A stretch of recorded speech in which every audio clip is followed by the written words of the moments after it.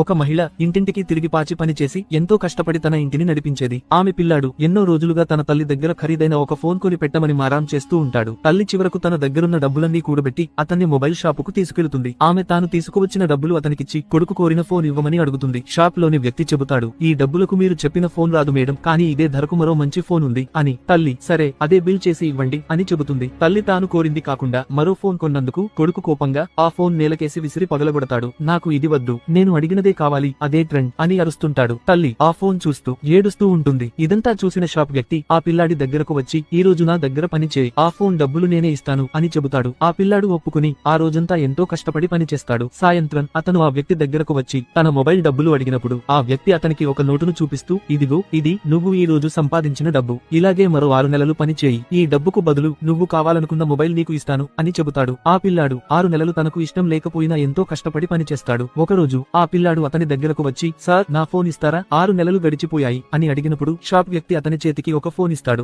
అప్పుడు ఆ పిల్లాడు ఆనందంగా దానిని చూసేలోపే ఆ వ్యక్తి దాన్ని తీసుకుని నెలకేసి కుట్టి పగలగొడతాడు. పిల్లవాడు దాన్ని చూస్తూ, ఈ ఫోన్ కోసం ఎంత కష్టపడ్డానో తెలుసా అని ఏడుస్తూ ఉంటాడు. అప్పుడు షాప్ వ్యక్తి చెబుతాడు, ఇలాగే నీ తల్లి ఆ రోజు నీకు ఆ ఫోన్ కొనివ్వటం కోసం ఎంత కష్టపడి ఉంటుందో కదా, నువ్వు ఆమె పడిన కష్టం గురించి ఒక్క క్షణం కూడా ఆలోచించలేదు. నీకు ఆ బాధ అర్థం కావాలనే ఇదంతా చేశాను, బాధపడవద్దు, అది డమ్మీ ఫోన్, ఇది తీసుకో, నీకు కావాల్సిన కొత్త మొబైల్. ఇక నుంచైనా నీ తల్లిదండ్రుల కష్టాన్ని అర్థం చేసుకోవడం